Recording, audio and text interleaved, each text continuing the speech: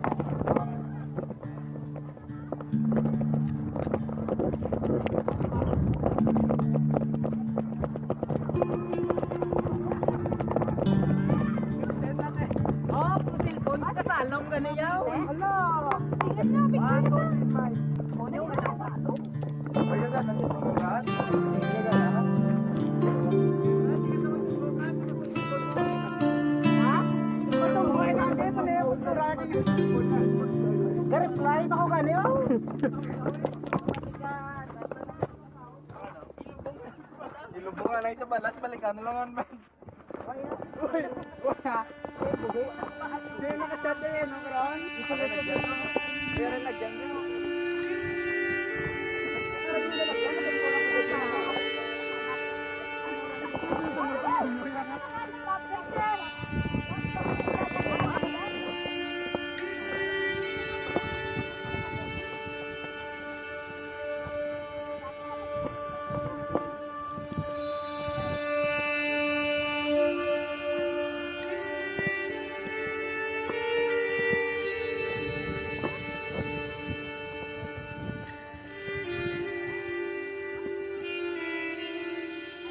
Hello guys, Hello guys.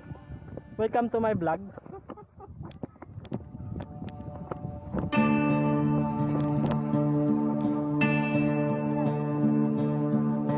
Oh, na?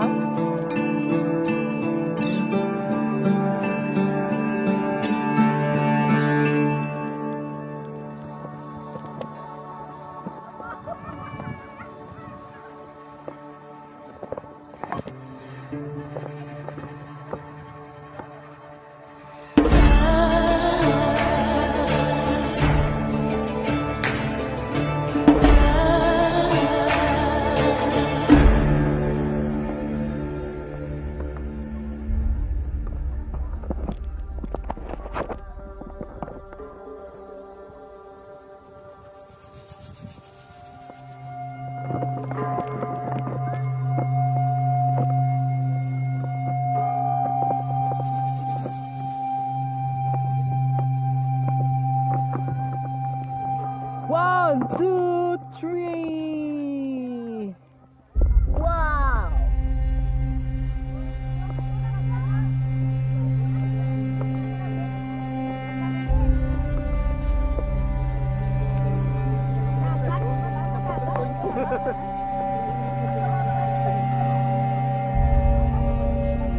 Wow. Wow. Maalam yan.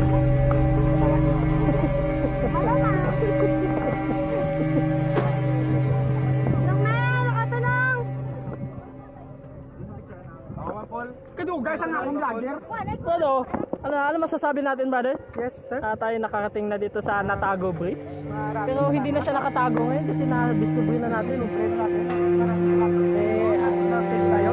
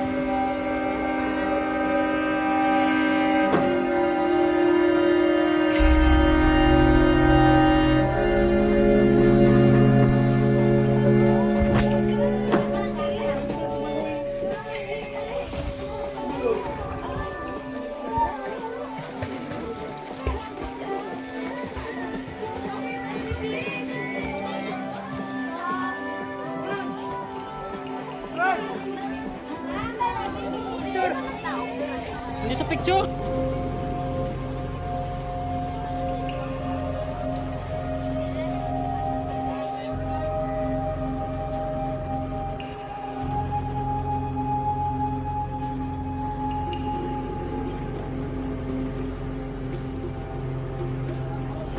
Slide ka na. Hello guys. Buya! Bang! Patyang ka na lang! Nang! Patyang ka na! Patyang ka na!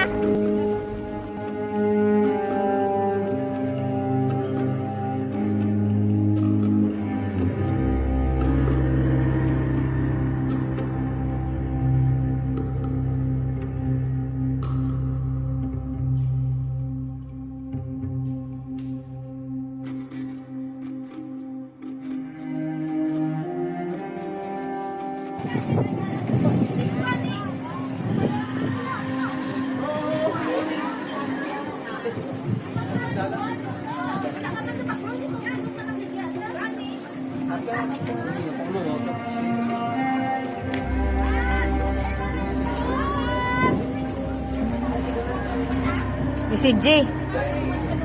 Magsisyan. Magsisyan, mano?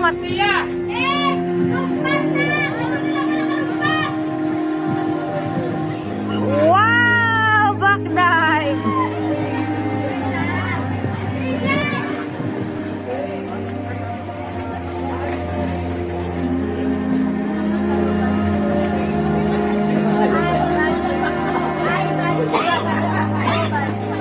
Ay, budget kang lang.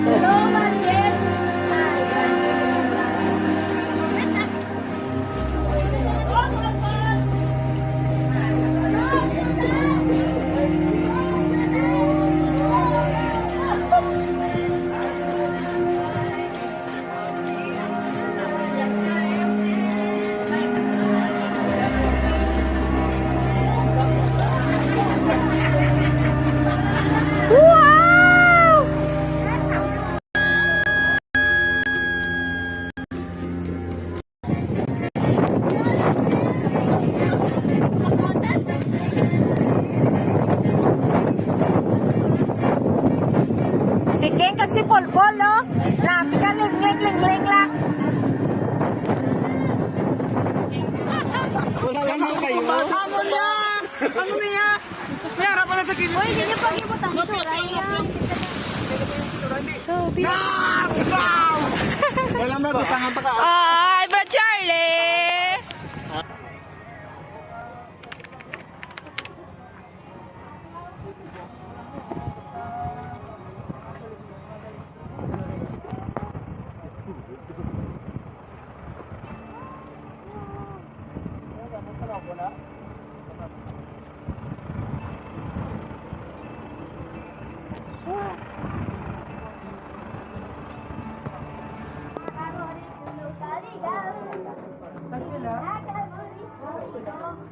So, kalipay sa pag-fellowship kag sa pag-ambit sa nga pagkaon.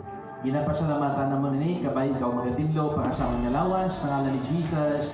Amen. Amen. Amen. Okay, let's eat.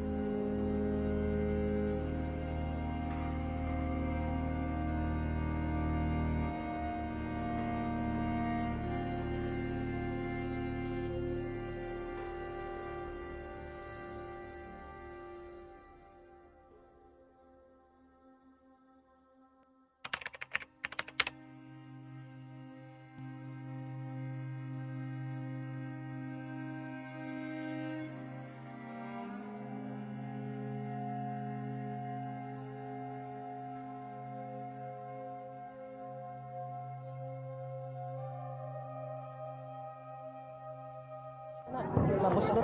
Tama na. Blue ni blue, din ang green.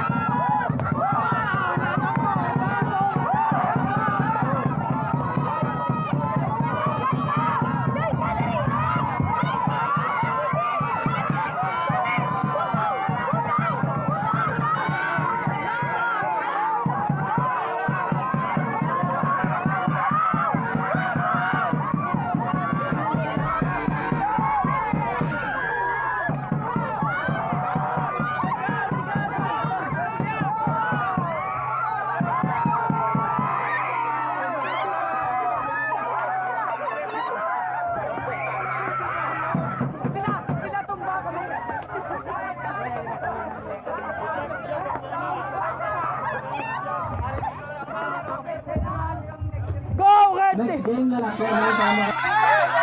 Ayan naman. Ay! Hinay lang.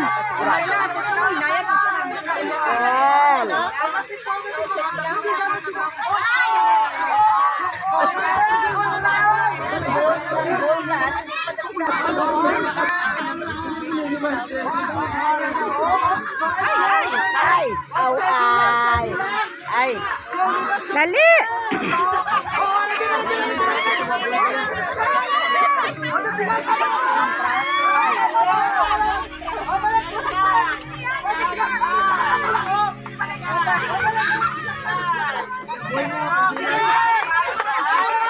Hinay lang. Okay, 1 minute na. Mga 3 minutes 3 minutes.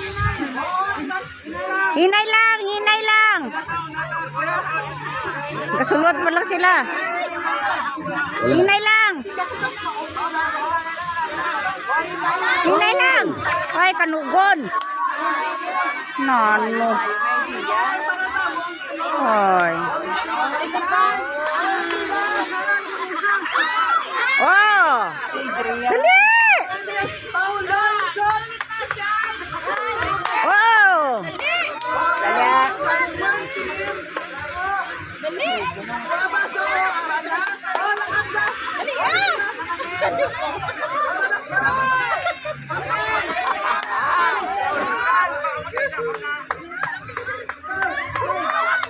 Two minutes na, 2 minutes.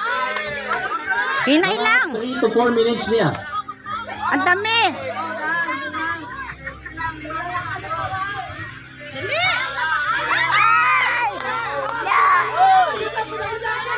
Hinay lang. Nice. Nice. Woo! 2 minutes and 30 seconds.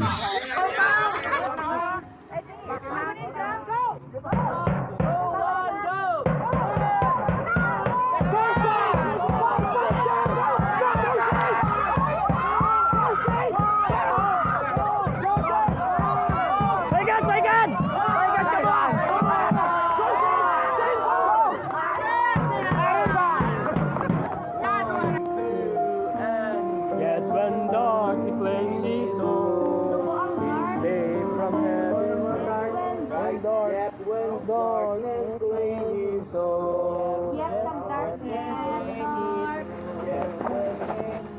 when darkness lays his soul, so it seems that death could never stand against the Nielsen hand and power of heaven's resurrected King.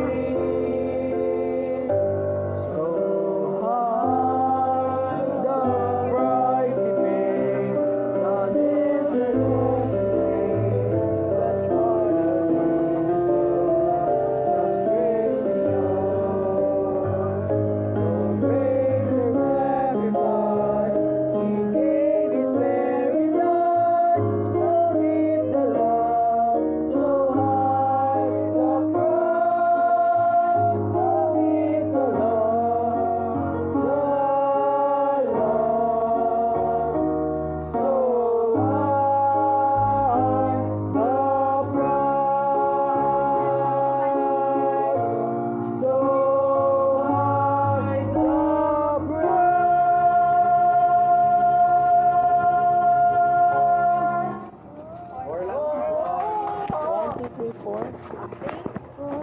na ka mo?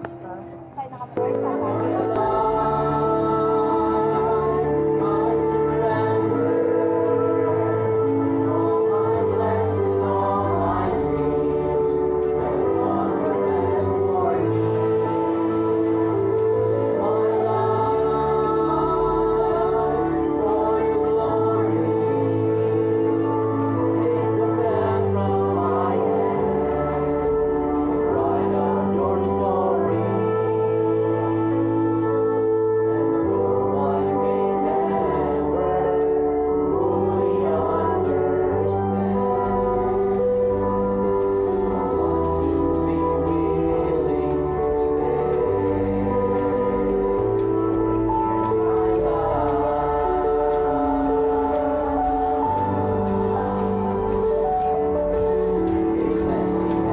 Salamat, Git. Salamat, Git, sa aton.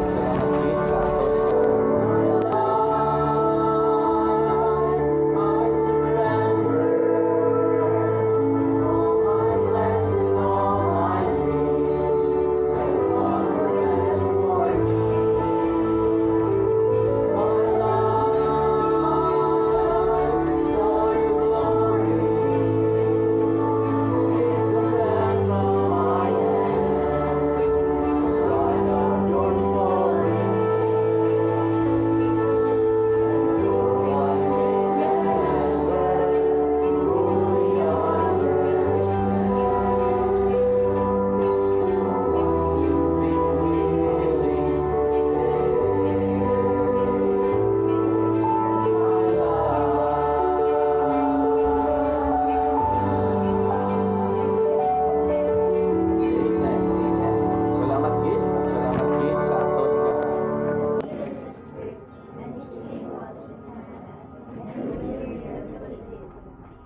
I was wondering, na 5. Sila isang iban, bala mo may 4 na kautod si Goliath. So, tama naman ay kalapo. Pag ganyan matapos ang isa kay ganito, may 4 ka na ginapinsar. But I think, amo nang ginatawang na. Oh. This is what we call active faith. Pag may ginubra ka nga isa kahilikoton, kag wala nag-click, kada yun na, bit another stone. Hindi ka magsiling nga, one time, big time na niya, kung hindi, tibalong, tatantay. Si David, nagdala ng bato, kay kung hindi maigo sa una, sa ikaduwa eh. Kag kung hindi maigo sa ikaduwa, sa ikatatlo eh. Kag kung hindi maigo sa ikatatlo, sa kaapat, sa ikalima. But the point here is this, never ever stop hitting sang aton nga goal. Amen. Hindi ka na iya paguntatan. Baluni sing damo nga balon. Kaisog, pagpalangga, pagtukon, ano man ang kinahanglan nga balunod. The Bible says, according to his ability. So, kung gamit sang Diyos ang ability ni David. Imagine nyo lang, ko si David, hindi tanda magtirador to. Bisan 5 to guro, ay ginto. Sino sa inyo kabalo by the way, ang tirador ni Moses, Moses? Sino ganyan? Ni David, hindi yan unyat may silver. May wood, may dupa. Some in to honor, meaning mga dungganon na mga galamitan. Ano ba mga trapo lang man sa sulod sang balay? Pero hindi man buot silingon nga trapo ka, hindi man mo pasto trapo gila kuya. So the point is that bisan ang trapo may value. Imagine mo haling kasagwa kag wala trapo. Amen. Dibla? Ano yung kumod kasawa mo na? Pagsulod mo, basa tail mo? But ano nga? Kita nyo? Ano nyo bala si David? Mahiganti, nagsinggitan, inaway. Dibla? Batian nyo ni singgit ya? Shouting for sino maaway siya, batok siya? Kung wala may mabatok. According to the Bible. Naman sa Bible, when Saul and all Israel heard this word of Philistine, they were dismayed and greatly afraid. Nga gina-prepare kita sa Ginoo because he knows mas lagpo ang maabot. Ang problema ni Saul, sa kalangwig sang experience niya, wala iya pa na-learn ang pamaagi sa Diyos. He has not yet learned God. Pinanakaaway na agyan niya, pero sa gyapon hadlok siya. How many times nga nagdaog siya, pero sa gyapon wala gyapon nakilala ang Dios niya. Amo na kun niya wala taga-involved sa ministry kay naglok ta base makabayan ang aton family, base kung anong matabo sa aton. Perbida mo oris ta. Basahin niyo 26.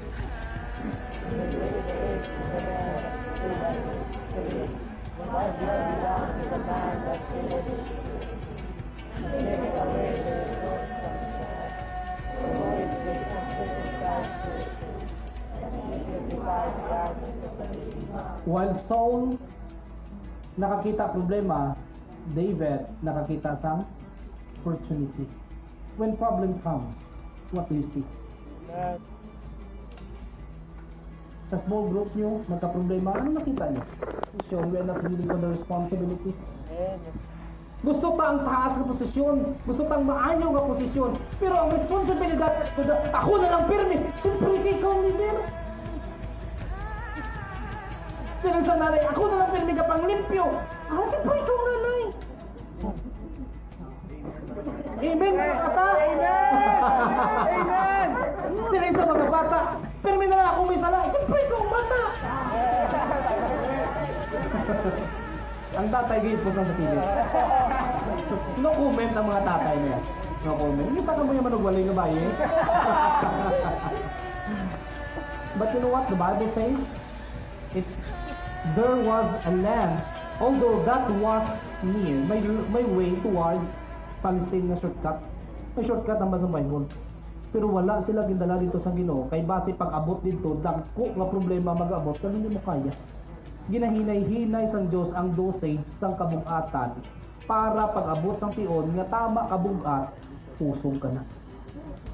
Na-notice na ako dayon sa gym, no obvious man. Amen. Sa gym, hindi ko kailan magambal halin sang una hasta subong. Tuod ning ginambal ni Moses hindi. Sino siyempre ginambal ko na nga butig, siyempre masalig pa kamuo. Buti gini ginambal niya. Kaya ang tao nga wala ka na mag-involve sa ministry, damo ni rason niya hindi. Damo gini sa rason. Pero sa totoo lang, gin-prepare na nasa sang Diyos. Basahin niyo, Acts 7:22.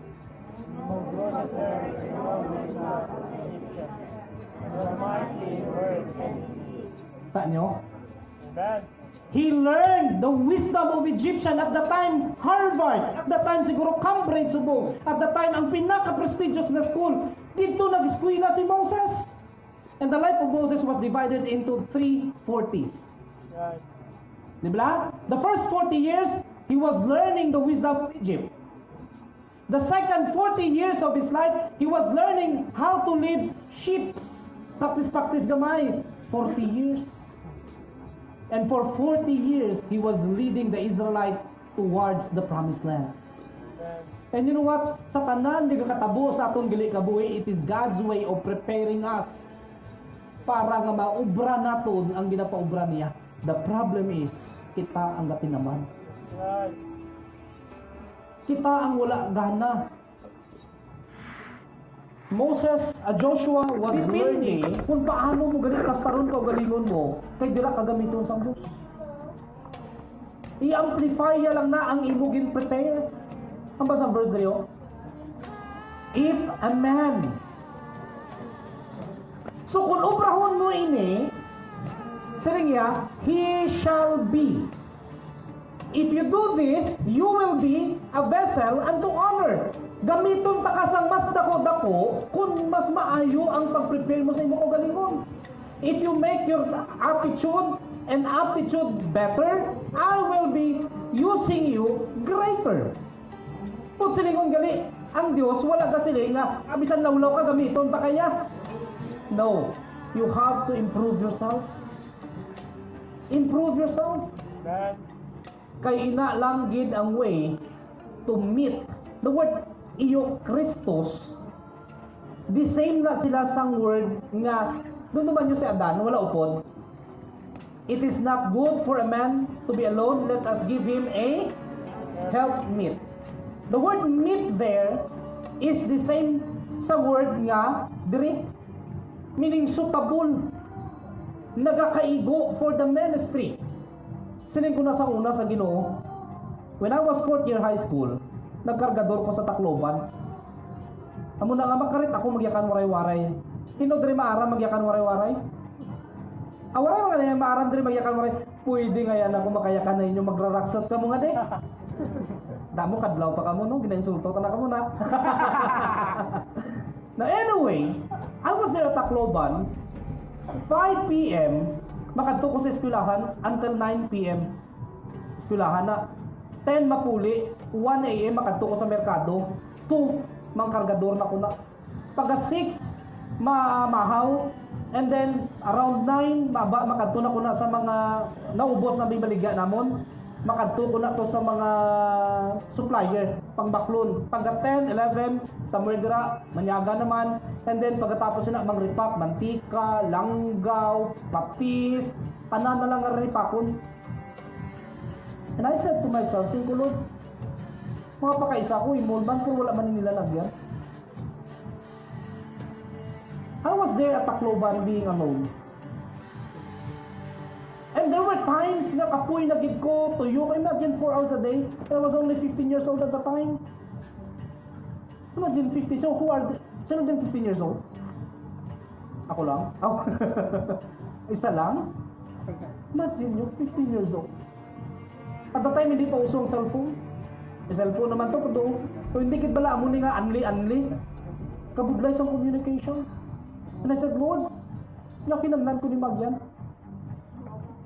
But you know what? Again, Maxwell said, a bad experience will become good experience when you learn from it.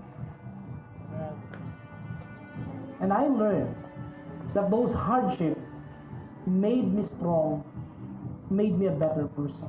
Amen. And every time there were young people who struggled the same experience that I have, I share the same wisdom with them.